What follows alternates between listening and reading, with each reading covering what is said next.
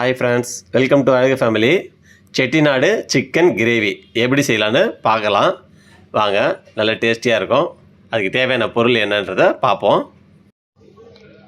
தேவையான வெங்காயம் தக்காளி கட் பண்ணி வச்சுக்கலாம். இப்போ வறுக்கிறது பட்டை, கிராம்பு, ஏலக்காய், ஸ்டார் பூ, கல்பாசி, கருவேப்பிலை, கூட முந்திரி, தனியா, வரமிளகா, மிளகு,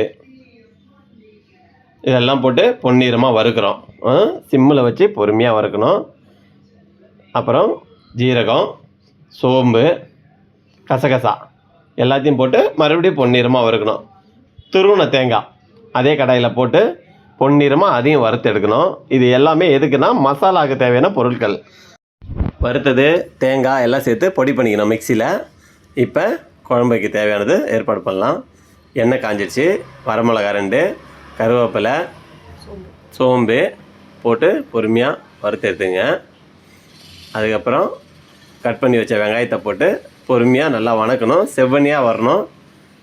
தீ கம்மியாக வச்சு வணக்கும் போது நல்லாயிருக்கும். தக்காளி அதையும் போட்டு நல்லா வணக்கணும். ரெண்டும் வணக்கிட்டு தேவையான அளவு உப்பு, 1 டீஸ்பூன் மஞ்சத்தூள் அதையும் போட்டு நல்லா வணக்கணும். இஞ்சி பூண்டு பேஸ்ட்டு அது பச்சை வாசனை போகிற அளவுக்கு நல்லா வணக்குவோம். வணக்கிட்டு அப்புறம் அலசி வச்சுருக்கோம்ல கறி, அதை எடுத்து போட்டு நல்லா அந்த மசாலா கூட கிண்டுவோம். வெங்காயம் தக்காளி போட்டு வதங்க இல்லையா, அது கூட போட்டு இந்த சிக்கனை நல்லா கிண்டுவோம். அப்போ அரைச்சி வச்சோம் பாருங்கள், ஃபஸ்ட்டு பொடி பண்ணி வச்சோம் இல்லையா, அந்த மசாலாவை தூக்கி இதில் கலந்தாச்சு. இப்போ நல்லா பெரட்டணும். ஏன்னா அந்த மசாலா சிக்கன் கூட நல்லா பெரளணும். அப்போ தான் உங்களுக்கு அந்த கிரேவி டேஸ்ட்டு தரும். நல்லா பெரட்டிட்டு நாம் வறுத்துட்டு பொடி பண்ண மசாலா மட்டும்தான் இதில் சேர்க்கப்பட்டிருக்கு. வெளி மசாலா எதுவும் சேர்க்கப்படலை. அதனால் அதை கவனமாக பாருங்கள். சிக்கன் கிரேவி வெந்துருச்சு பாருங்கள். இப்போ சாப்பிட ரெடி ஆகிடுச்சு. சிக்கன் கிரேவி நல்லா கறி வெந்துருச்சு. செக் பண்ணிட்டு ஒரு இலையை போட்டாச்சு, சாப்பாடும் வச்சாச்சு.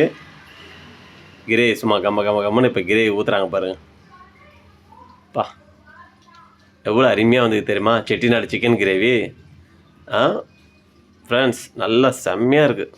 செக் பண்ணி பாருங்கள். நீங்கள் ஒரு வாட்டி செஞ்சு பாருங்கள், நீங்களே சொல்லுவீங்க கமெண்ட்டில். உண்மையிலே நல்லாயிருக்கு. பாருங்கள், நான் தான் சாப்பிட்றேன். சாப்பிட்டு டேஸ்ட் அவ்வளோ அருமையாக இருக்குது. ட்ரை பண்ணி பாருங்கள். நம்ம சேனல் அப்படியே சப்ஸ்கிரைப் பண்ணுங்கள், ஷேர் பண்ணுங்கள், கமெண்ட் பண்ணுங்கள். என் பொண்ணு சாப்பிட்றா. டேஸ்ட் எப்படி இருக்குது பாருங்கள். நல்லாயிருக்கும். நீங்கள் ஒரு வாட்டி ட்ரை பண்ணி பார்த்துட்டு கமெண்ட்டில் சொல்லுங்கள். நல்லா இருந்துச்சுன்னா நல்லா இருந்துச்சுன்னு சொல்லுங்கள். ஓகேவா? நெக்ஸ்ட் வீடியோவில் பார்க்கலாம். இந்த வீடியோ இதோட முடியுது. பாய். வாட்டா.